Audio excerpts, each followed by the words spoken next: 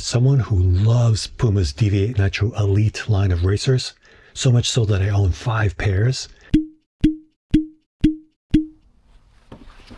I could not wait to try the latest addition to the Deviate line, an entirely new performance trainer called the Deviate Pure Nitro. Featuring reasonable stack heights, forgoing a super stiff plate, and selling for a modest, by modern standards, MSRP of $150, the Puma Deviate Pure Nitro has all the makings of a legendary performance trainer for us runners over 50. So I was pumped when the shoe arrived. But then I actually ran in it.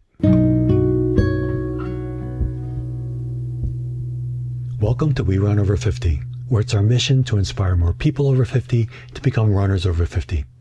My name is Ernest, and as you might have guessed, I am a runner over 50. I've also worked in and around the athletic footwear industry for over 2 decades, with most of that time focused on running. That said, I am not a doctor, and the content on this channel is for informational and educational purposes only, and does not constitute medical advice. Please see the description below for our full disclaimer, and while you're down there, we'd be forever grateful if you were to like and subscribe. Or, better yet, join our community on Patreon, where members get access to exclusive content, including ad-free videos, Q&A videos, and more. You'll find that link below as well. All right, getting back to the Puma Deviate Pure Nitro. As you may have picked up from the intro, the shoe didn't quite live up to my expectations. I wouldn't describe it as bad. Instead, the expression that kept coming to mind while running in the shoe was, it's fine. Not, it's fine, but it's fine. Which was a big surprise for me, not only because I've been such a big fan of the Deviate Nitro Elite series, but because on paper, the Deviate Pure Nitro checks almost all the boxes that matter when it comes to our shoe needs as runners over 50. First, in terms of attributes that can help mitigate our loss of tendon elasticity, the Deviate Pure Nitro features a moderate heel ball offset and a moderate forefoot rocker, a combo that should result in moderate loading at the Achilles for most runners. Then, when it comes to our, as runners over 50, increased need for cushioning set against our decreased sense of balance, the Deviate Pure Nitro does feature what we would classify as a high heel stack height, but at 38 millimeters, it sits comfortably below the 40 millimeter threshold for maintaining balance and stability that we've highlighted in previous episodes. So a check there. Unfortunately, I can't say the same for cushioning feel, which I would describe as firm and dead, but more on that in just a minute. For now, let's move on to the features that can help accommodate our changing feet. When it comes to fit, the Deviate Pure Nitro is only offered in a medium width, but the team behind the shoe has done a nice job engineering its upper to accommodate a range of foot shapes. My feet measure as 2E, which equates to a wide, but I found the Pure's upper to be comfortable right out of the box. The only watch out I'd offer is that the shoe's toe box is a bit low, but this wasn't something I noticed while on the run, even though my toes are on the tall side. In terms of arch feel, with a midsole that stays relatively broad through the midfoot and maintains ground contact under the arch, the Deviate Pure Nitro offers an inherently stable ride. Now, you can't see it, but the shoe does include a fairly sizable midfoot shank right under the sock liner. I actually cut away the strobel in this half pair so that you can see that shank. And because it's a white shank set against the white midsole, I've used a marker to outline the perimeter of the shank. While you might not be able to see the difference that clearly, you can absolutely hear it. Here's the foam part, and here's the shank. Unlike the curved full-length plates embedded into the midsoles of super shoes to boost running economy, a flat shank, like the one in the Pure that sits on top of the midsole, is typically meant to moderate any tendency toward excessive torsional flex or collapse through the midfoot. To my feet, the net effect was an underfoot experience that felt supportive without ever being intrusive or overly controlling. Finally, when it comes to orthotics, according to my calipers, the Pure's removable sock liner measures right about 4.5 millimeters thick, which is typical. And that average sock liner allowance translates into average orthotic accommodation. Oh, and I should mention that all of this is offered in a shoe that tips the scales at roughly 7.5 ounces in a US Men's 9, which puts it squarely in the light bracket when it comes to weight. So with the exception of cushioning feel, on paper, the Deviate Pure Nitro looks like a great match for runners over 50. And that picture gets even brighter when you consider its US MSRP of $150, which is now the entry point for performance running footwear. Unfortunately, though, we don't run on paper. And when the promise of the Deviate Pure Nitro met the reality of the pavement, that bright picture got murky really quickly. My first run in the Puma Deviate Pure Nitro was a mile repeat workout at just a bit faster than my 10K race pace. And straight away during my typical mile-and-a-half warm-up at easy pace, I thought, this isn't feeling so great. But I figured, the Pure is meant to be a tempo shoe, so it'll probably come alive during the faster segments. Well, I'm sad to say it didn't. Whether I was running fast, slow, or any pace in between, the Deviate Pure Nitro consistently felt flat and lifeless. As expected, it did offer good stability, and comfort was top-notch across all of my runs. But the shoe just felt dead underfoot and ran much heavier than its actual on-paper weight. I pin the blame here on two culprits. First, the Pure's midsole foam, which felt a lot more like old-school EVA than the advanced materials featured in Puma's other Deviate models. And second, its midsole geometry, specifically its moderate forefoot rocker, which is just too laid back for what's meant to be a go-fast shoe. In the press release announcing the Deviate Pure Nitro, Puma describes it as, quote, the perfect partner for smooth tempo runs, unquote.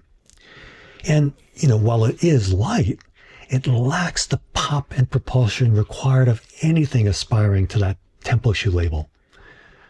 With its accommodating fit and stable, if boring ride, you could make an argument for the Pure as a daily trainer, but even in that category, I think there are better options available in the $150 price segment, which is a good segue into alternatives to the Puma Deviate Pure Nitro.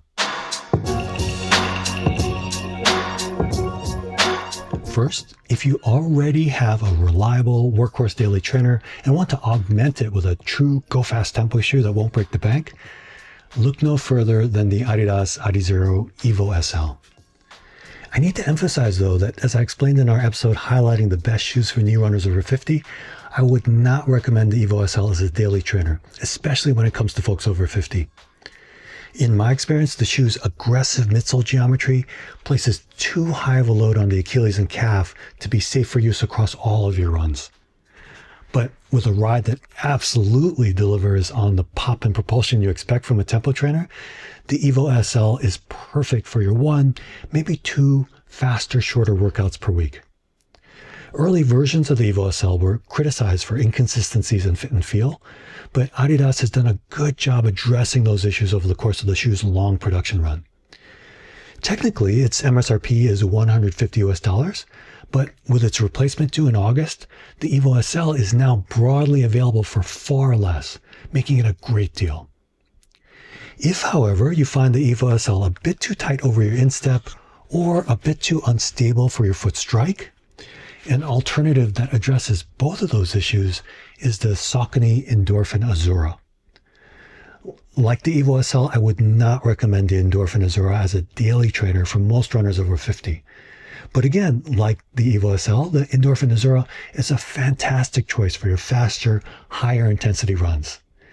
Its upper offers more volume than the Evo SL's, and as you can see, its midsole is quite broad across the rear and midfoot. A big plus for runners who need added stability. The Endorphin Azura retails for $150, and because it's only been on the market since this past February, it'll be a while before you can find it for much less than that. Okay, so the Adidas Adizero Evo SL and Saucony Endorphin Azura are excellent alternatives to the Puma Deviate Pure Nitro in the tempo trainer category. But what if you want one shoe that could do double duty as a daily trainer and a tempo shoe? In that case, a great choice is the Hoka Mach 7.